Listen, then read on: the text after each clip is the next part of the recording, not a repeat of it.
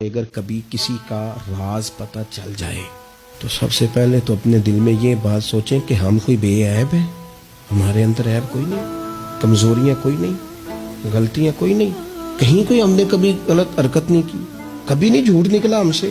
بھائی معصوم تو فرشتے ہیں یا نبی ہیں؟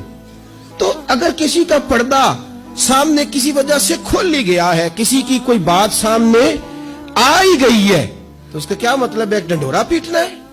میں نے پہلے بھی کہا تھا کہ اپنی ساری غلطیوں سمیت اپنے آپ سے پیار ہے، اور دوسرے کی ایک کا پتہ چل گیا تو اس سے کیسے نفرت شروع ہو گئی جی؟ میرے نبی پاک علیہ السلام کا جو انداز ہے نا بات کرنے کا، وہ تو موہ لیتا ہے من کو۔